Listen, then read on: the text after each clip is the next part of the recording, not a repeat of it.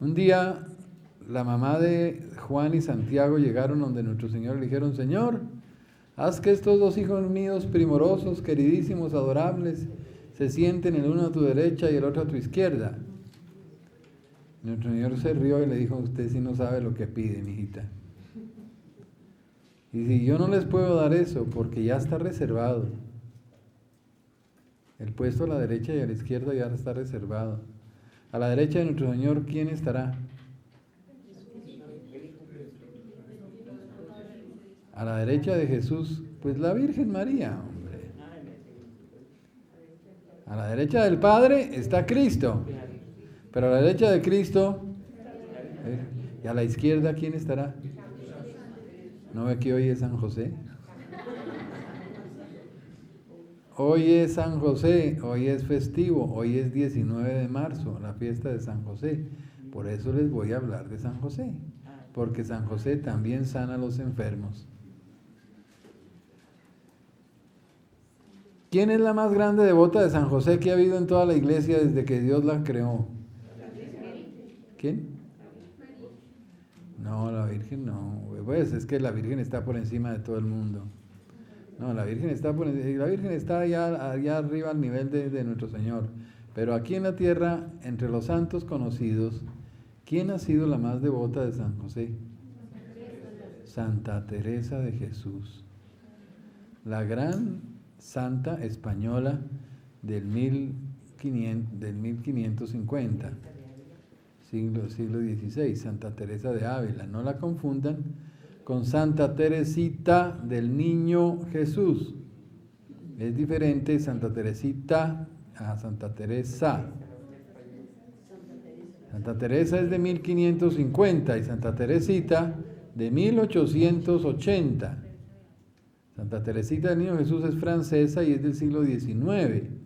Santa Teresa de Ávila es española y es del siglo XVI. Ella, de Ávila, la española, la gran devota de San José es la española, Santa Teresa de Jesús, de 1550, por allá, por esos años. Ella dice que estaba enferma, estaba tullida en una cama, llena de problemas, y se encomendó a San José, y San José la sanó, la levantó de la cama, le curó la enfermedad física y la liberó de todos sus problemas espirituales, y Santa Teresa le tomó una gran devoción a San José. Y por eso al final de su vida decía: no me acuerdo nunca haberle pedido algo a San José que no me lo haya concedido. Mira, aquí está San José. No me acuerdo nunca haberle pedido algo que no me lo haya concedido. Por eso ella le consagró todos los monasterios que fundó en España a San José. Y de ahí para acá, los carmelitas, hombres y mujeres, han sido los grandes promotores de la devoción a San José en el mundo. En Valladolid, España, hay una sociedad de estudios de San José que es muy importante, a la cual yo pertenezco. Es una sociedad muy interesante y edita una revista magnífica sobre San José. Entonces, yo escribí por ahí un librito sobre San José, que algunos de ustedes tal vez conocen. Ahí en el almacén de Carmela lo deben vender por si acaso a alguien le interesa. Desde hace algunos años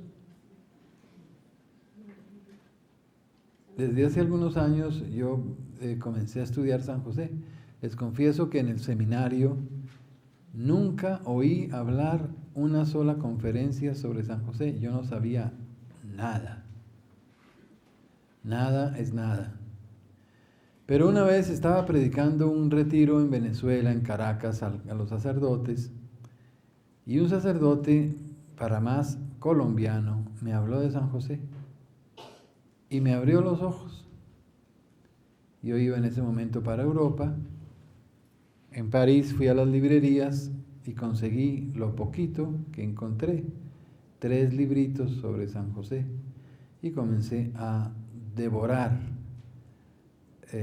sobre San José. Llegué a Bogotá y en las librerías de Bogotá no encontré nada.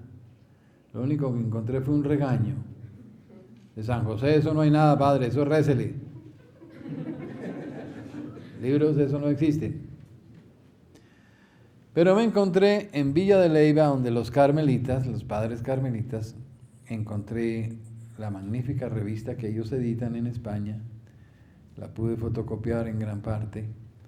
Después en Canadá, en Montreal, encontré que hay un centro de estudios de San José y donde construyeron la más grande basílica del mundo dedicada a San José. Se llama el Oratorio de San José. La construyó un hermanito que ya fue beatificado por Juan Pablo II, se llama el hermano Andrés Basset. El hermano Andrés tenía una gran devoción a San José y tenía una lamparita de aceite. Una lamparita, es que yo oía música, es que están en una misa. Una misa de unos matrimonios. Y con el aceite de la lamparita, el hermano Andrés ungía a los enfermos y hubo miles de curaciones, pero miles de curaciones.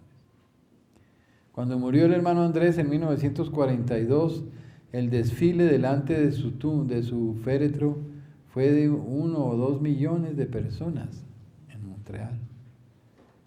Ya lo beatificó el Papa y seguramente lo va a canonizar, el gran devoto de San José. Entonces yo comencé a descubrir San José, a conocer, a descubrir cosas que no tenía, pero ni la más remota idea. ¿Qué descubrí? Descubrí que la devoción a San José comenzó a tomar fuerza en la iglesia, especialmente después de la Segunda Guerra Mundial. Y de ahí para acá, de los años 40 para acá, la devoción a San José comenzó a volverse popular en el mundo entero. Comenzó a haber congresos sobre San José, congresos internacionales, unos grandes, otros pequeños, sobre San José en varias ciudades del mundo. Comenzaron a editarse revistas serias de teología en Canadá y en España y en otras partes. Comenzaron a publicarse libros, estudios. Yo no tenía nada, ahorita tengo una bibliotequita solo de San José. Debe haber unos 300 títulos por lo menos ahí. Ya no tengo tiempo de leer todo lo que ha llegado de San José, es demasiado. Comenzaron a publicarse tesis doctorales en las universidades pontificias de Roma y en otras partes sobre San José. En fin, comenzó a haber una literatura cada vez más abundante, cada vez más extensa, con estudios muy serios, muy reposados, muy sabios, muy técnicos, es decir, mucha cosa muy importante sobre San José. El Papa León XIII publicó la primera encíclica sobre San José en 1889 y Juan Pablo II publicó también una en 1989, 100 años después. Se llama Redentoris Custos, quiere decir custodio del Redentor. Entonces, esa encíclica me sirvió porque yo tenía mi librito sobre San José ya preparado. Pero cuando el Papa habló, dijo cosas que confirmaban: Señor, gracias por los mosquitos, son primorosos, pero llévatelos. Gloria a Dios de todas maneras. 1, 2, qué cosita, 3, 4, 5. Eso es que se acerca la Semana Santa, dicen. En esta época parece que hay mosquitos. Qué cosita, ¿no? Yo no sé si a ustedes los persiguen como a mí, pero a mí sí me la dedican. Es que cuando Dios estaba haciendo el mundo, el diablo se metió y de ahí salieron los mosquitos. Sí. ¿Qué podemos decir entonces? Primer punto, la parte humana de San José. San José desciende del rey David, era de la familia real. Y por eso muchos teólogos dicen que si la familia del rey estuviera reinando, José tendría derecho a ser rey.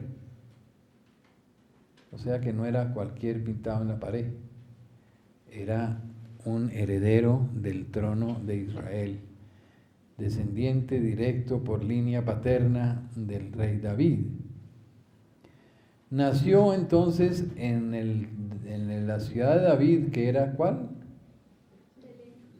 Belén. Cuando ustedes vayan a Belén, vayan a Tierra Santa si la guerra los deja entrar a Belén, porque a veces no puede uno entrar. Después de que visiten la iglesia de la Natividad, donde nació nuestro Señor, enfrente hay una placita donde cogen taxi, se montan en un taxi y le dice, lléveme al monasterio de las Carmelitas. En Belén, a un kilómetro por ahí del centro del pueblo, hay un monasterio de las Carmelitas Descalzas, las monjitas de Santa Teresa, construido en el sitio donde nació el rey David y donde vivió su familia durante muchos años y donde nació San José. Monasterio de las Carmelitas de Belén está edificado en el sitio donde nació San José. Allá nació San José en Belén, era una finca que quedaba a 1 kilómetro del centro del pueblito, hoy ya es una ciudad.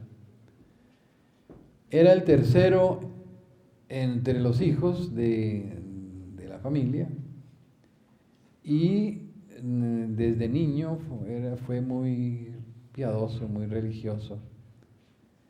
Por ese tiempo había un monasterio de monjes judíos que se llamaban los esenios, que vivían no muy lejos de Belén y vivían en castidad completa. Hacían voto de castidad, de consagrarse a Dios y renunciaban a las relaciones sexuales. Aún más, había algunos que vivían en pareja de castidad, hombre y mujer, pero en castidad perfecta, sin tener relaciones sexuales. Eso duró un tiempo, pero después se degradó, se degeneró y hubo que acabarlo porque ya vivían no en castidad, sino en vida marital. Y eso se terminó. Pero durante unos años o siglos, 3 siglos, se perduró la idea y hubo muchas parejas que trataron de vivir en castidad perfecta. San José conocía eso como lo mismo que todos los demás judíos de su tiempo. Era una cosa muy conocida y él, que vivía cerquita, porque estos monjes judíos vivían en el Qumran y el Qumran queda cerca de Belén, a unos pocos kilómetros, no podía él ignorar que había gente que vivía así en castidad. ¿Qué pasó después? Resulta que cuando los jóvenes llegaban a la edad de matrimonio, que era muy joven, porque los matrimonios entre los judíos eran jovenciticos, las niñas las casaban a los 12 años, 13 años, aún todavía hoy entre los árabes, y a los muchachos a los 15. Cuando la Virgen llegó a la edad de casarse, pongámosle, no le pongamos 12 años, pero sí por ahí unos 15, y San José unos 20, los sumos sacerdotes sabían que ambos, José y María, descendían de la familia de David. Entonces, ¿qué pasó? Aquí el Evangelio no dice nada, pero tenemos que suponer que sucedió lo que sucedía con todos los demás personajes de ese tiempo. Los sacerdotes llamaban al muchacho y le decían, mire, usted desciende de esta rama del rey David y esta niñita también desciende de esta rama del rey David. Luego, lo más lógico es que ustedes se casen porque ambos descienden del rey y así se asegura la descendencia davídica, es decir, el Mesías nace de personas que descienden del rey David. Entonces los sacerdotes preparaban todo para el matrimonio de esa parejita de descendientes del rey, y esa parejita no tenía derecho a disentir y a decir que no, porque les imponían eso por obediencia a las tradiciones judías. Y los judíos eran muy afectos y apegados a todas sus tradiciones, mucho más las que tenían que ver con el Mesías. Entonces ellos debieron llamar a José y a María, debieron presentárselos el uno al otro. Mire, este es José, descendiente del rey, y este es María, lo mismo. Y ustedes, por ser ambos descendientes del rey, les corresponde el matrimonio. Y los muchachos no tenían derecho a decir no, les tocaba. Hoy día sigue siendo igual entre los árabes, allá en Palestina. Son los papás y los jefes del pueblo los que organizan el matrimonio en las familias principales. En las familias humildes no, pero en las familias principales sí, porque no quieren que se pierda la línea de sangre, la descendencia, ¿me entienden? Entonces, José y María se encuentran jovenciticos, 15 y 20 años por ahí, el uno frente al otro, y con la imposición de un matrimonio. Tal vez no tenían un noviazgo verdadero, seguramente se conocían por ser parientes, y entre los parientes uno se conoce con los primos, pero no más. Entonces aquí comienzan las complicaciones, porque resulta que la Virgen María, desde niña, había hecho un voto de virginidad. Había hecho un voto de permanecer siempre virgen durante toda su vida. Y ahora le imponían un matrimonio. Entonces, ¿qué podía hacer San José? Tenía 3 caminos. Primer camino, engañar a San José y casarse y no decirle que tenía un voto, y solamente después de casados decírselo. Pero eso no era digno de la Virgen María. Engañar a San José. Segundo camino, quitar el voto, pero tampoco era digno de la Virgen. Quitar el voto sería poco serio, sería que la Virgen no era verdaderamente seria en sus decisiones, tampoco se puede.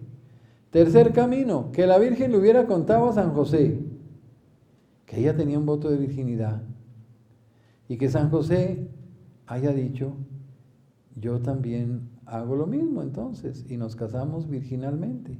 Yo asumo tu voto de virginidad y también me uno a él, y vamos a hacer un matrimonio virginal.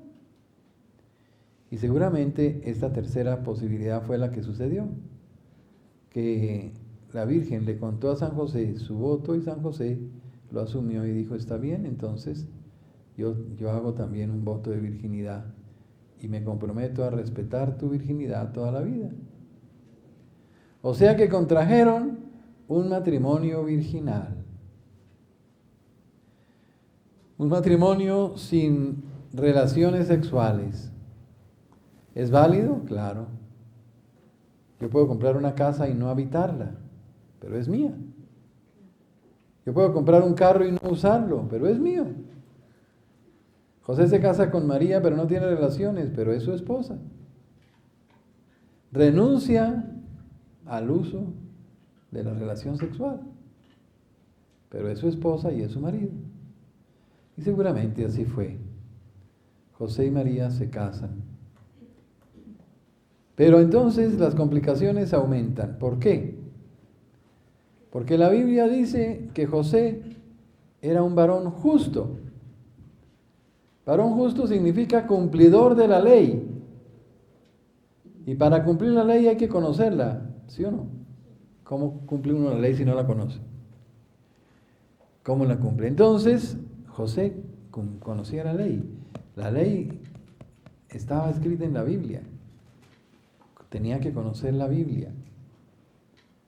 Y más si había conocido a los esenios, que eran monjes judíos dedicados a la Biblia, más tenía que conocerla. Y en la Biblia, ¿qué era lo más importante? Lo más importante en la Biblia eran las profecías relativas al Mesías. Las profecías relativas al Mesías eran lo más importante. Y entre estas profecías había dos, que eran las más importantes de las más importantes, que decía que el Mesías nacería de una virgen de la familia de David. De una virgen, eso está en Isaías capítulo 7, versículo 14. De la familia de David está en el segundo libro de Samuel, capítulo 7, versículo 11 y siguientes. Isaías 7:14, segundo Samuel 7:11. Casi es igual, 7:14 casi, para que no se le olvide a uno. Entonces, José tenía que saber, en los planes de la providencia de Dios, que el Mesías nacería de una virgen de David. Piensen lo siguiente, ¿qué debió pensar San José cuando acepta casarse con una virgen de David, sabiendo que la Biblia dice que la madre del Mesías sería una virgen de David? ¿Qué se le pudo pasar por la mente a San José? Claro, que ella podía ser la madre del Mesías, porque cumplía las condiciones mínimas, ser una virgen de David. ¿Sí o no? Si a José le dicen, usted se tiene que casar con una virgen de David, y él en la Biblia sabe que está escrito que la madre del Mesías será una virgen de David, lo menos que puedo pensar es, María cumple las condiciones para ser la madre del Mesías. Entonces, ¿qué pudo pensar José? Dijo, ¿y si eso sucede, qué pasaría? Si Dios escoge a María para ser la madre del Mesías, madre virginal, ¿yo qué pitos toco en ese entierro? ¿Yo qué haría? Me tocaría irme y dejar a María libre. Porque si me quedo, si María es madre del Mesías virginalmente y yo me quedo a su lado, todo el mundo va a creer que yo soy el papá. Voy a falsear la verdad. Voy a usurpar una paternidad que nadie me ha dado. ¿Sí o no? Si él se queda al lado de María, todo el mundo dice, pues él es el papá. Entonces, en ese caso, si Dios llegara a escoger a María, me tocaría irme, dejar a María libre, dejarla sola, para que todo el mundo sepa que yo no soy el papá, sino que es virginal. Todo eso debió dar vueltas en la cabeza de José. Yo creo que pasó varias noches sin dormir, pensando, ¿qué haría yo si María es escogida por Dios? Se casan. José no tenía nada todavía preparado para llevar a María, porque como el matrimonio se lo imponían así rápidamente, los pobres chinos no tenían nada listo, entonces tenían permiso de quedarse cada uno en su casa mientras el pobre José alistaba una casita en algún sitio de Nazaret para irse a vivir allá.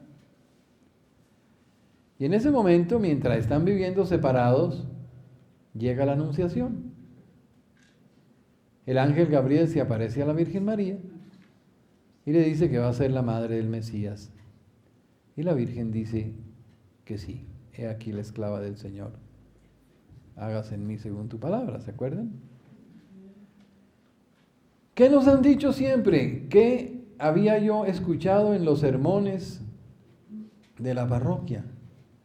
Que la Virgen no le dijo nada a San José por una humildad infinita de su corazón, y se fue a visitar a su prima Isabel, y cuando llegó donde Isabel sí sabía que la Virgen era la Madre de Dios, y dijo, ¿de dónde a mí que la Madre de mi Señor venga a verme? Pero José no estaba presente porque él no fue a la visitación, la Virgen se fue sola y por eso San José no supo nada. Y a los 3 meses, cuando San José regresó, cuando la Virgen María regresó a Nazaret, San José vio que la Virgen estaba esperando un niño y pensó que había sido un adulterio, un pecado, un crimen, una cosa, y decidió repudiarla en secreto. ¿Sí o no? Eso es lo que hemos oído todos, ¿no? ¿Verdad? Y todo eso es pura mentira. Miren, aquí yo doy retiros para novios. Y les digo, miren mis hijos, el matrimonio perfecto es el matrimonio de San José y la Virgen María. ¿Qué tal que yo les dijera? Lo que pasa es que la Virgen no le contaba nada a su marido. Y lo dejaba sumido en las tinieblas de la angustia y de la duda. Porque San José no era a la altura de María, no era digno de recibir la confidencia de la Virgen María. Y ella en su humildad prefirió guardar silencio y a José que se lo come el tigre. Y ese es el matrimonio perfecto. ¡Qué maravilla! Los novios se codiarían el uno al otro y decían, aténgase, si eso es un matrimonio perfecto, ¿cómo será el nuestro? Y entonces San José, ante la ignorancia de lo que había pasado, decidió repudiar a María Santísima, pero por pura lástima, lo hizo en secreto para que nadie supiera, no ahí la apedrearan porque a las adúlteras los apedreaban y la Virgen María se exponía a ser apedreada. Eso lo hemos oído todos. Por eso yo escribí ese librito, para mostrar que las cosas no pudieron ser así. Se llama José, esposo de María. Entonces, ¿cómo debió ser? Yo no digo, tuvo que ser así, sino digo, no pudo ser de otra manera. ¿Cómo no pudo ser de otra manera? Lo primero es que la Virgen no le podía ocultar nada a San José. Si ella era una buena esposa y San José era un buen marido, ¿cómo la Virgen le iba a callar lo que había pasado de la aparición del ángel y que el ángel la había escogido, que Dios la había escogido para ser la madre del Mesías? Lo primero que hizo fue esa mañana, José iba todas las mañanas a tomar tinto allá a donde la Virgen, mientras arreglaba la casita, la casalote de los laches allá para llevarse a María, y cuando llegó la encontró deslumbrante, con un rostro tan bello. San José dijo, ¿qué pasó? Y la Virgen con lágrimas le contó todo. Esa misma mañana, que el ángel se le apareció, que le dijo que ella iba a ser la madre del Mesías y que ella dijo sí. Pues es lo más normal, ¿sí o no? ¿Cómo podemos pensar que la Virgen engañó a San José? Eso es indigno de la Virgen, indigno de San José. La Virgen le contó todo, y aquí entra Juan Pablo II. En su encíclica dice, José fue el primero que compartió el misterio de la encarnación. Antes que la prima Isabel. La Virgen recibió la anunciación del ángel y ese mismo día salió a pie a buscar a su prima Isabel. Y llegó a los poquitos días a donde Isabel. Isabel ya sabía que la Virgen era la Madre de Dios. Y por eso Isabel dice, ¿de dónde a mí que la Madre de mi Señor venga a verme? O sea que Isabel lo supo, pero dice el Papa, no lo supo de primero. Fue José el que lo supo de primero. Luego lo supo en el mismo momento en que sucedió. Luego lo supo cuando todavía no se le notaba a la Virgen. Luego lo supo porque la Virgen se lo contó. Y si no, ¿quién? No hay otro medio. A José. A José. Isabel lo sabía, ¿por qué? Porque el niño saltó de gozo en su seno. Pero, y eso fue a los 8 días de la Anunciación, 8 días que duró a pie María de Nazaret a Jerusalén, que son 120 kilómetros, una semana. O sea que si José es el primero que sabe la Anunciación, no hay otra manera sino porque la Virgen se lo contó.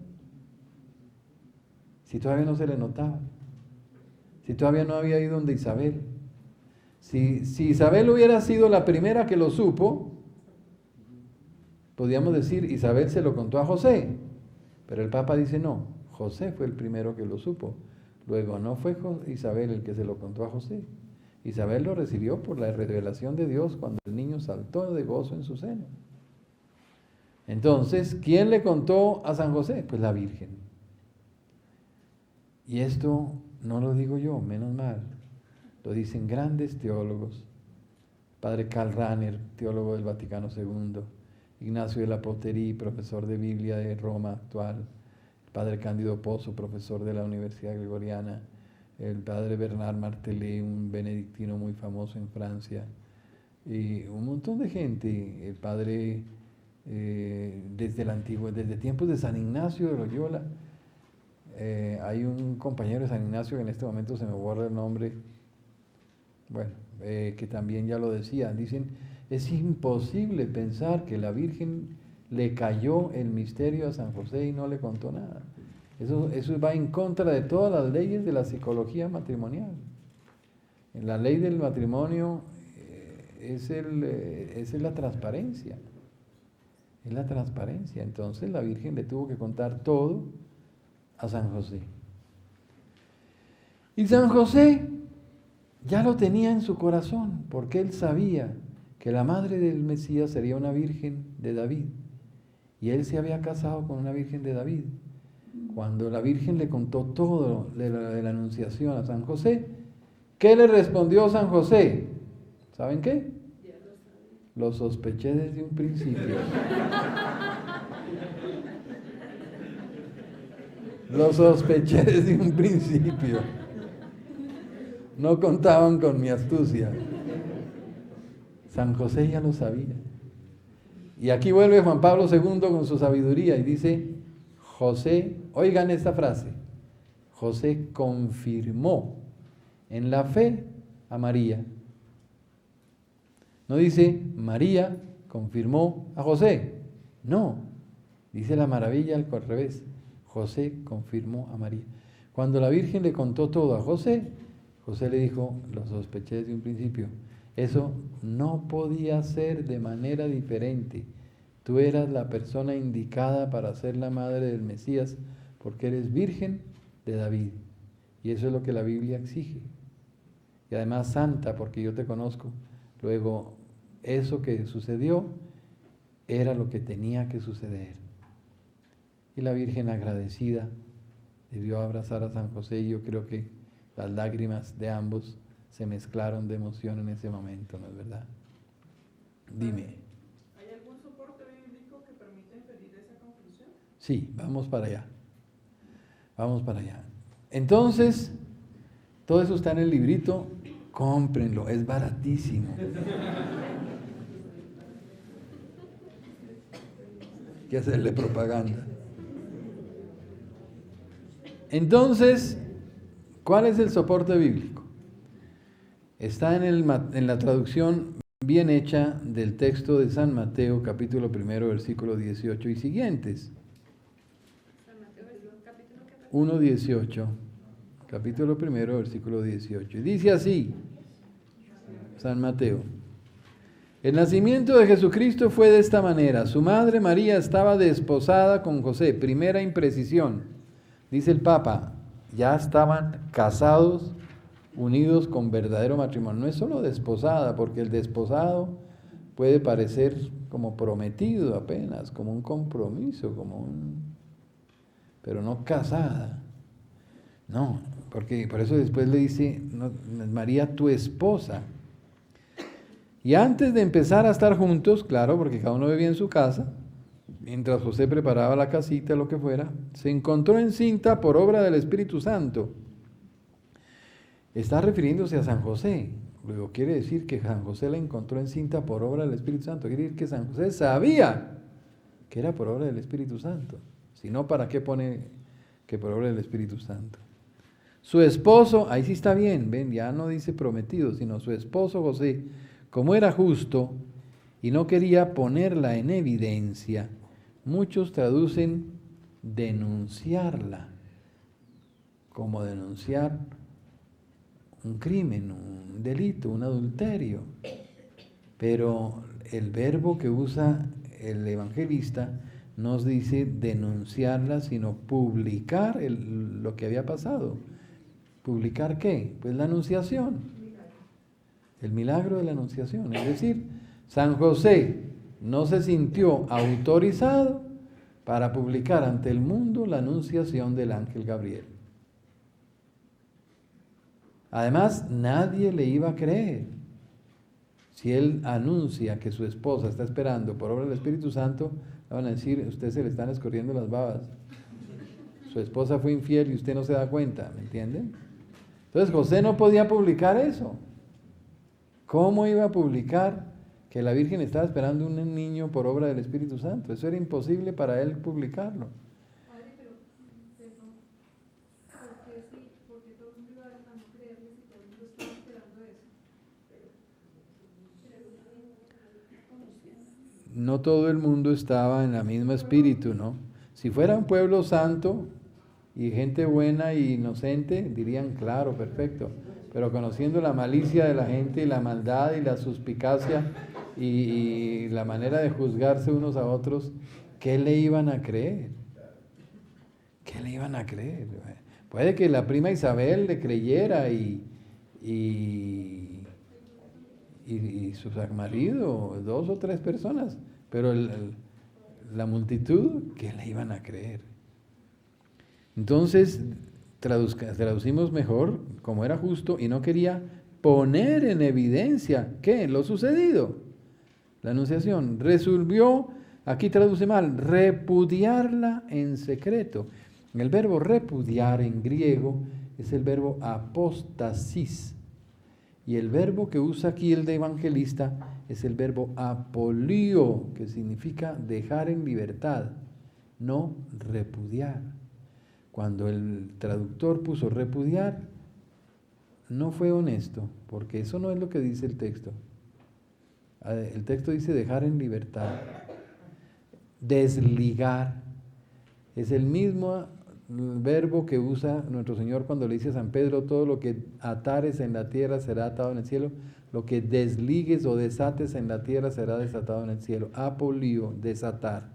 Entonces dijo, San José lo que pensó no fue repudiar a María como se repudia a una adúltera, sino dejarla libre y no obligarla a vivir con ella si ella quería consagrarse a Dios, como tantas otras mujeres en el templo de Jerusalén se dedicaban de por vida al servicio de Dios, como Ana la profetisa allá con Simeón. Entonces, esta Biblia traduce repudiarla. Yo no sé en sus Biblias cómo traduce, no quería repudiarla en el versículo 19. ¿Cómo? Dejarla. Menos fuerte que repudiarla, pero usted todavía no está perfecto. ¿Qué otra trae bien? ¿Repudiarla? ¿Ven? Esa traducción es imperfecta. ¿Qué?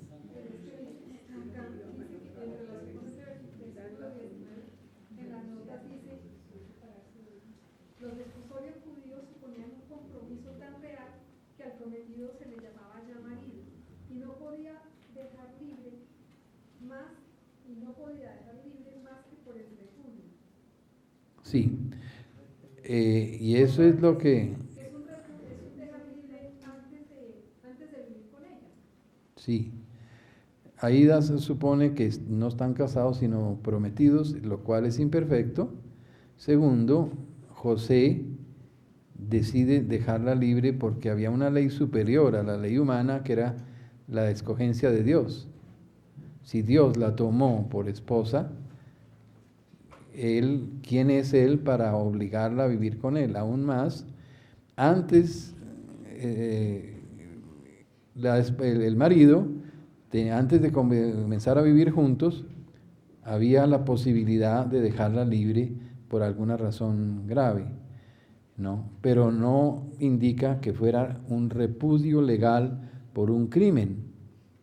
El verbo que usa San Lucas es mucho menos violento que repudio, sino solamente dice dejarla libre en secreto. Así lo tenía planeado cuando el ángel del Señor se le apareció en sueños y le dijo: José, hijo de David, No temas, fíjese que no dice, no dudes de tu esposa, no juzgues mal, no pienses mal, no la condenes, no la critiques, sino no temas. José tiene una actitud de temor santo ante la grandeza de la Virgen, el mismo temor que tuvo San Pedro cuando se botó a los pies de Jesús y le dijo, apártate de mí que soy un hombre pecador. O del centurión que le dice, no soy digno de que entres en mi casa. José es lo mismo, dice, yo no soy digno de María, yo tengo un santo temor reverencial, y si la Virgen ha sido tomada por Dios, yo quién soy para quedarme a falsear una verdad y usurpar una paternidad. No temas tomar contigo a María tu esposa, porque, y aquí hay una palabra que casi ninguna Biblia traduce, es en griego la palabra gar, que significa en efecto. En efecto, entonces oigan la frase, no temas tomar contigo a María tu esposa, porque en efecto, lo concebida por ella viene del Espíritu Santo. ¿Qué significa el en efecto? Quiere decir que le está confirmando algo que él ya sabía. En efecto, tal como tú lo sabes. En las revelaciones de Santa Brígida dice, tal como ella te lo comunicó. Tal como como tú lo sabes. Si uno borra la palabra gar griega, el en efecto, miren cómo queda la frase. No temas tomar contigo a María, porque lo concebido en ella viene del Espíritu Santo. Quiere decir que le está revelando algo que José ignora. Si ponen el en efecto, está confirmando algo que José sabe. Por eso los traductores son pícaros, porque cuando no entienden algo lo suprimen. Y aquí este traductor, como no entendió por qué decía en efecto, lo suprimió. Y eso no está bien. Si lo decía, ha debido ponerlo, aunque no entendiera por qué. No temas tomar contigo a María tu esposa, porque en efecto lo concebido por ella viene del Espíritu Santo. Entonces, José decide irse. Oigan otra vez a Juan Pablo II. Dice Juan Pablo II, José decide irse para no poner trabas al plan de Dios que se estaba realizando en María. No dice, José decide irse porque duda de la integridad de María, porque ignora el plan de Dios, porque no sabía la anunciación, porque no conocía lo que había pasado. No, porque conocía todo demasiado bien y no quería poner trabas al plan de Dios que se estaba realizando en María. ¿Ven? El Papa es una maravilla. En 3 frases confirma todo lo que hemos dicho. Primera, José fue el primero que conoció el misterio de la encarnación, antes que la prima Isabel. ¿Cómo? A la Virgen se lo contó. Segunda, José confirmó a María en la fe, porque José lo sospechó desde un principio. Tercera, José decide irse para no poner trabas al plan de Dios, porque lo conocía. Porque lo conocía. Entonces, si traducimos bien las palabras exactas tal como están, nos da un sentido completamente distinto del tradicional, que es que José no le dijo nada, que lo supo tarde, que se dio cuenta que estaba esperando y no sabía de dónde era, que juzgó mal, que pensó acusarla, pero por misericordia resolvió repudiarla en secreto, etcétera, que era lo que hemos oído. Y nos ponen a un San José ignorante, que no sabe nada, que no entiende nada, que quiere hacer las cosas como mejor pueda, pero en una ignorancia completa, lo cual es absurdo. José es un santo, un patriarca, lleno del Espíritu Santo, que sabía todo lo que iba a pasar, Dios se lo había inspirado, lo sospechó desde un principio, confirma a María en la fe, fue el primero que supo todo, la acompañó en la visitación, estuvo presente cuando Isabel dijo, ¿de dónde a mí que la madre de mi Señor venga a verme? Para José no fue nuevo porque ya lo sabía por labios de María. Eso sí es un matrimonio perfecto, donde ambos confían totalmente en el otro.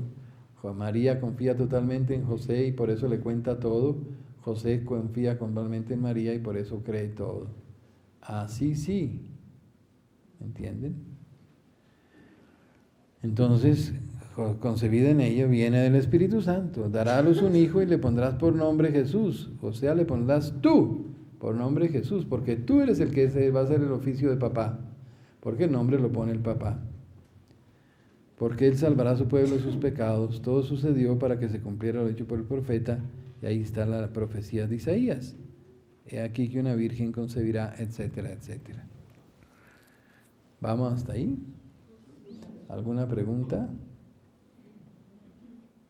Entonces, José, la figura de José se nos transforma completamente. Un hombre sabio, un hombre prudente, un hombre inspirado por el Espíritu Santo, un hombre obediente, un hombre totalmente dócil. Cuando el ángel le dice, levántate, toma al niño y a su madre y vete a Egipto, dice, se levantó inmediatamente. Inmediatamente.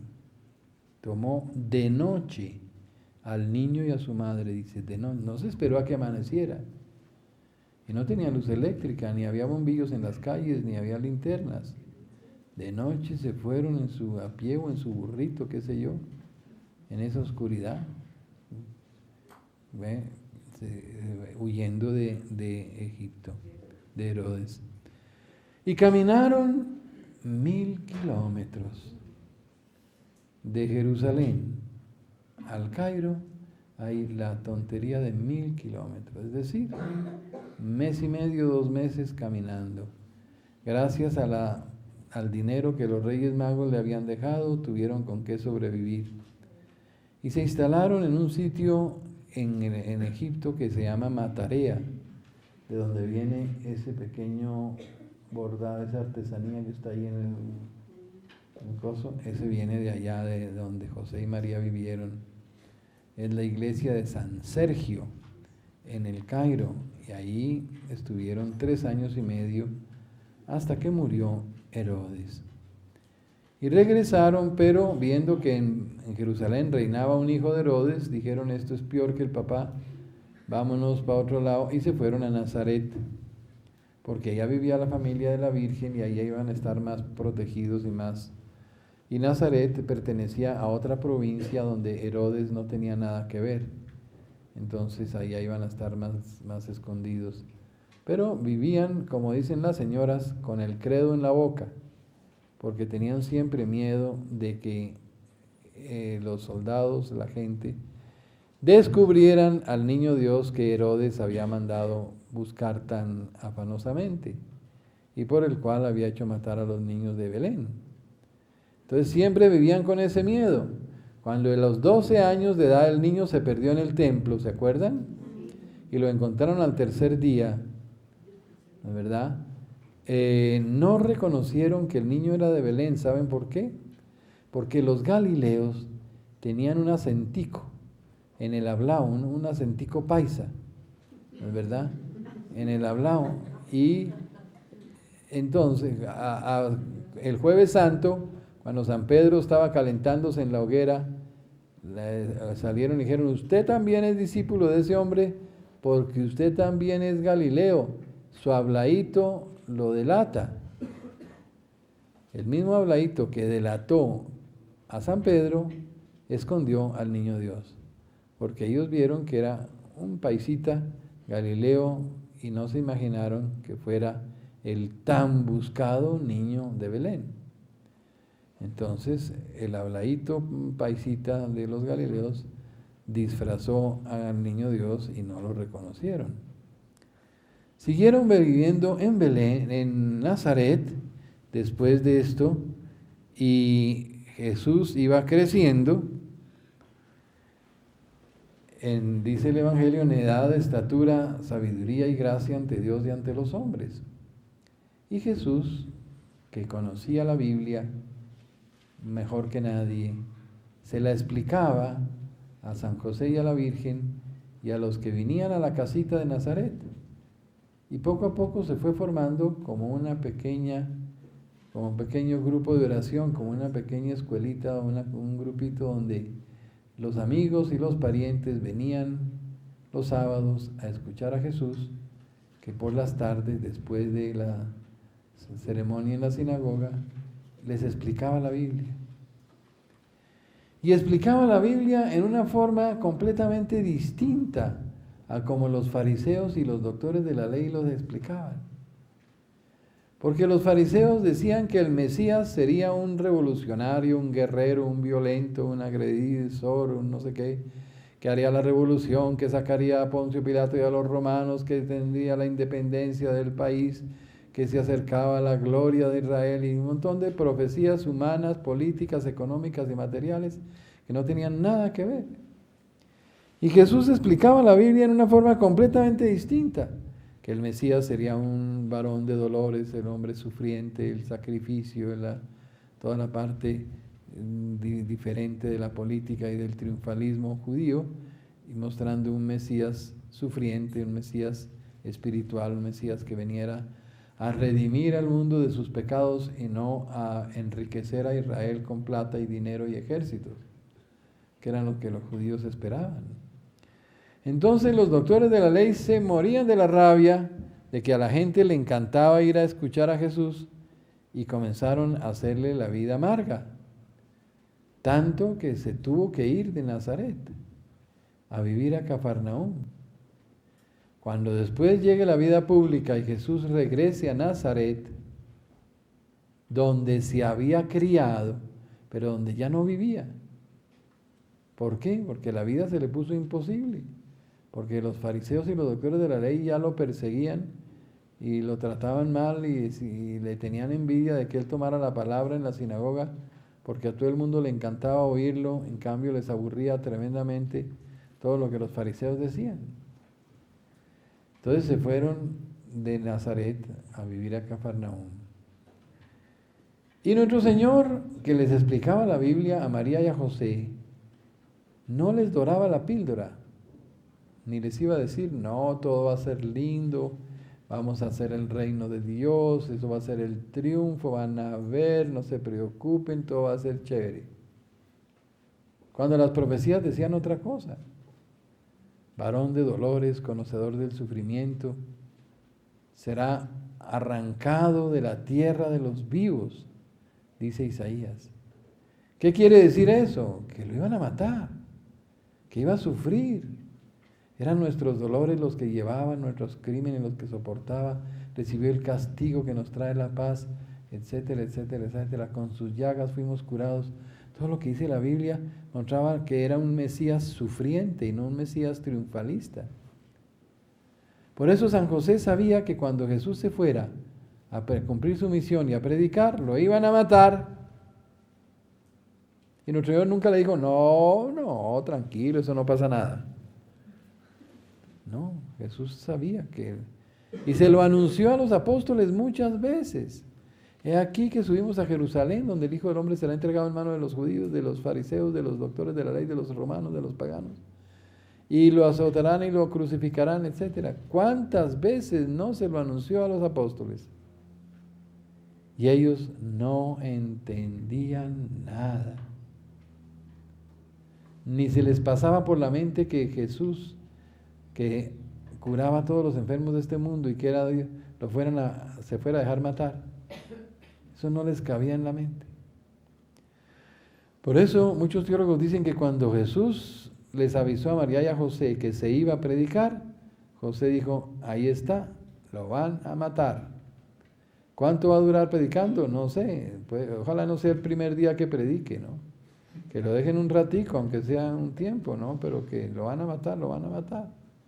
No sabía si 1 año, 3 años, 5 años o qué.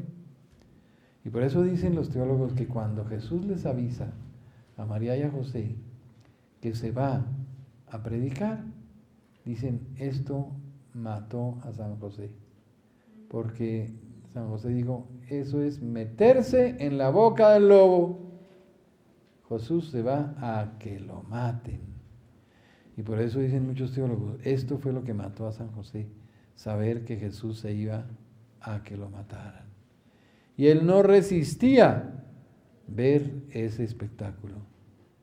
Como que él prefirió morirse antes que tener que presenciar lo que a la Virgen le tocó, todo lo que a la Virgen le tocó, la pasión que vimos en la película.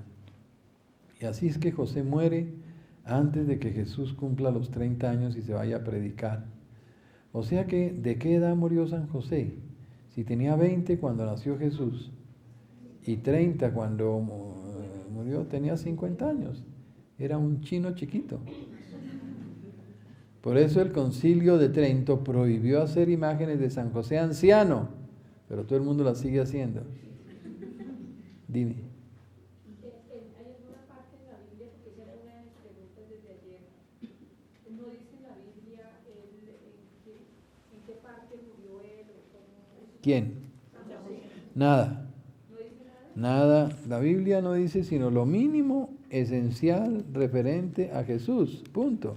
Ni de María ni de José dice nada. Porque la Biblia es un resumen brevísimo de todos los acontecimientos y no trae sino lo mínimo necesario. Pero del nacimiento de José y María, nada. De la muerte de la Virgen María, nada. De la muerte de San José, nada. De la Virgen, ¿qué sabemos? Que en la cruz nuestro Señor se la encomendó a San Juan. Y ahí a tu hijo y a tu madre. Al principio vivieron un tiempito en Jerusalén. Cuando se desencadenó la persecución de los judíos contra los cristianos, salieron volando y se establecieron en Éfeso. Éfeso queda actualmente, todavía existe, ¿no? En Turquía, un poquito al sur de Constantinopla. Y hay una religiosa que se llama Ana Catalina Emmerich, alemana, beatificada por Juan Pablo II hace unos 5 años, que tuvo muchas revelaciones sobre la vida de Jesús, de María y de José. Y dice que ella veía que desde la casita donde vivía la Virgen María, acompañada de San Juan, se veía el mar y se veía la ciudad de Éfeso. Esto lo escribió Ana Catalina en el siglo XIX, a comienzos de la 1820, 1830. Por allá en 1860 un sacerdote dijo, yo voy a mirar si eso es verdad. Y se fue para Éfeso y encontró que Éfeso está rodeada de 11 colinas. Desde una se ve el mar, pero no se ve Éfeso. Desde otra se ve Éfeso, pero no se ve el mar.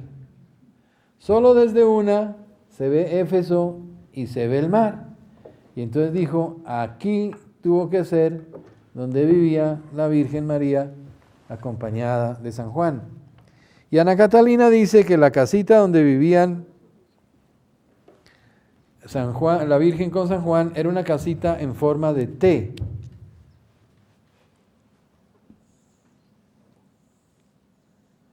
Que tenía acá en el centro 3 cuartos con una puerta en la mitad y acá 2 cuartos pequeños que eran como alcobas.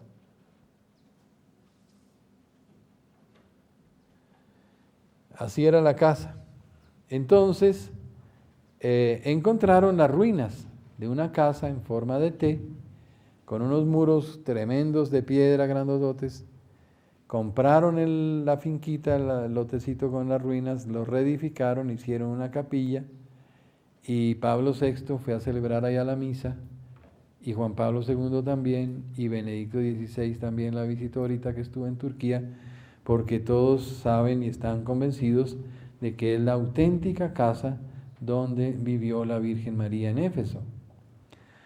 Vivió 15 años después de la muerte de Cristo probablemente, y cuando ya sintió que se acercaba su muerte, quiso que regresara a Jerusalén y según la tradición murió en Jerusalén y tenemos allá la iglesia que se llama de la Dormición, que queda pegadita al cenáculo donde nuestro Señor instituyó la Eucaristía y a la tumba del rey David, ahí en el monte Sión. Ahí habría muerto la Virgen, en la iglesia de la Dormición. Y fue sepultada en la tumba de la Virgen que queda cerca a 1 cuadra del Huerto de los Olivos, o 2 cuadras, del Huerto de los Olivos donde el Señor hizo la oración en Getsemaní. Allí habría sido sepultada un viernes 13 de agosto y habría resucitado al cielo el domingo 15 de agosto día que celebramos la fiesta de la Asunción. Nada de eso está en la Biblia. Lo sabemos por revelaciones de los santos, por escritos, por diversas fuentes, que nos han ido armando ese pequeño rompecabezas para saber qué fue lo que pasó. De San José, entonces, él, según también se dice en las leyendas antiguas y tradiciones, habría muerto cuando Jesús anunció que se iba a predicar. José no resistió esa terrible noticia y murió. ¿Dónde está la tumba de San José? No se sabe. ¿Por qué? Porque en Mateo 27, 52, 51 dice: cuando Jesús dio un gran grito y exhaló el espíritu, en esto el velo del santuario se rasgó en dos, de arriba abajo. Tembló la tierra y las rocas se rajaron. Se abrieron los sepulcros y muchos cuerpos de santos difuntos resucitaron y se aparecieron a muchos en la ciudad santa, etcétera, etcétera, etcétera. Muchos santos resucitaron. El Papa Juan XXIII, en una homilía el jueves de la Ascensión de 1960, era por ahí como el 25 de junio, por ahí, por esos tiempos, pues más o menos. Dice el Papa en una homilía: entre los santos que resucitaron, esos santos que resucitaron no para seguir viviendo como Lázaro aquí en la tierra, sino ya para entrar al cielo. Por eso dice, se aparecieron a muchos. Aparecerse quiere venir del más allá. Quiere decir venir del más allá. O sea que esos santos venían ya de la gloria. ¿Qué santos resucitaron? Dice el Papa, los más grandes santos del Antiguo Testamento. ¿Quiénes? San José, San Juan Bautista, Moisés, quién sabe quién más. Muchos. Entonces dice, concluye el Papa, podemos creer, no dice debemos, sino podemos creer que San José y otros cuantos santos ya están resucitados en cuerpo y alma en el cielo. Podemos creer, no dice debemos creer, pero podemos creer. Por eso la tumba de San José no existe, porque San José está ya glorificado en cuerpo y alma en el cielo. ¿Kiki, ibas a preguntar algo?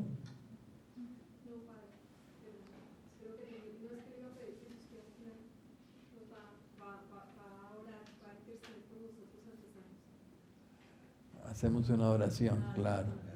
Amén.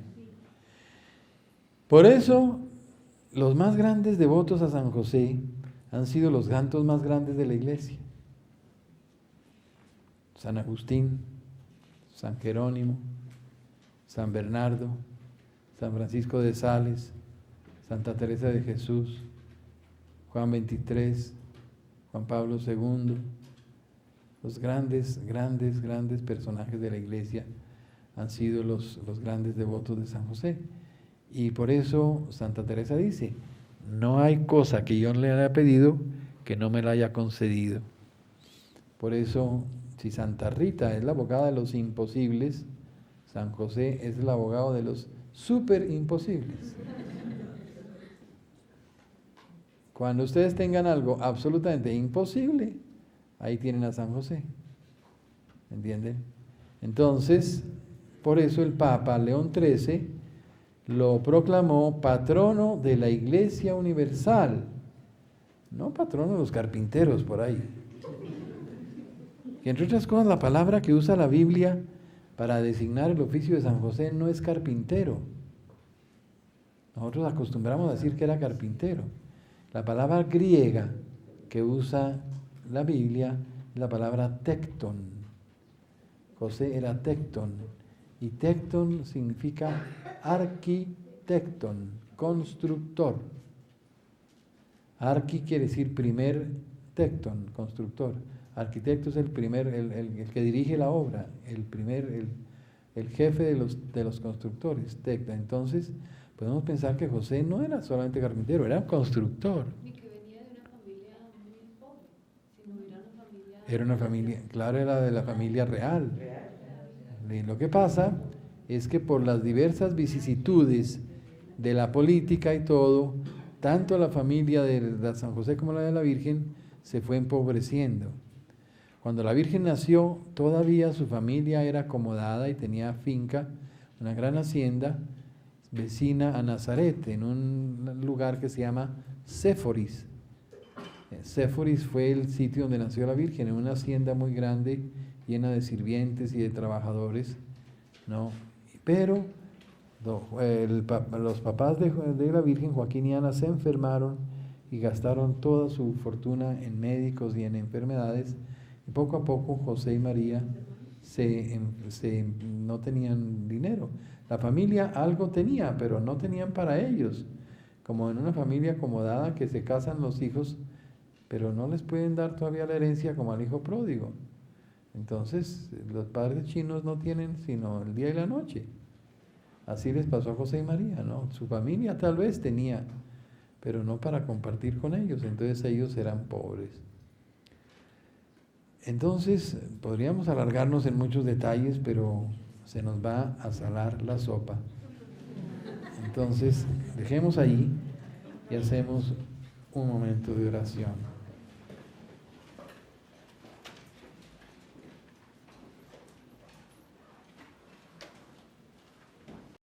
Gracias por terminarlo con esta fiesta de San José.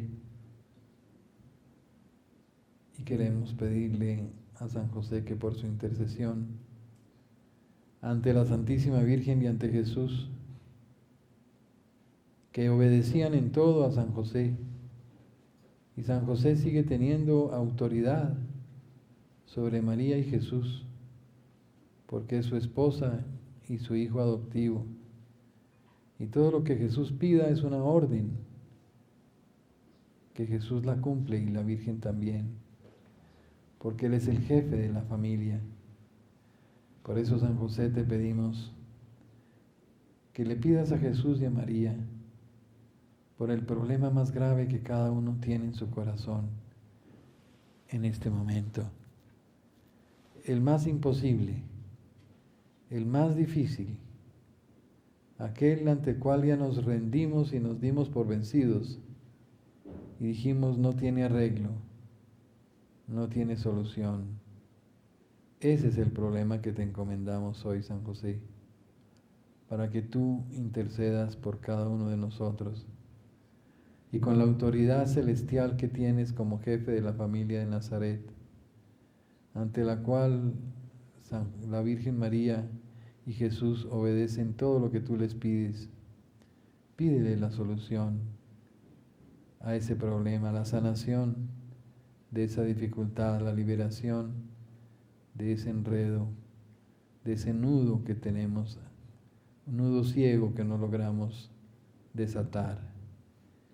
Ese problema imposible te lo entregamos, San José, para que por tu intercesión poderosa y omnipotente ante Jesús y María nos des la solución, nos las des pronto, hoy mismo, cuanto antes, ya en este momento. Te damos gracias, San José, porque tú estás intercediendo ante María y Jesús por nuestro problema capital, nuestros problemas más difíciles, imposibles. Y sabemos que podremos un día repetir con Santa Teresa, nada de lo que le hemos pedido a San José nos lo ha negado, todo nos lo ha concedido. Te alabamos, te bendecimos. Te damos gracias, Padre Celestial, porque por la intercesión de Jesús, María y José, nos das todo lo que necesitamos, en cuerpo y alma, hoy y siempre.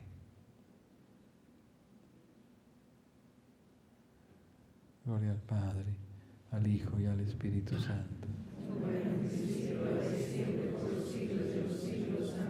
Oh María concebida sin pecado. Tenemos el último ratico de silencio.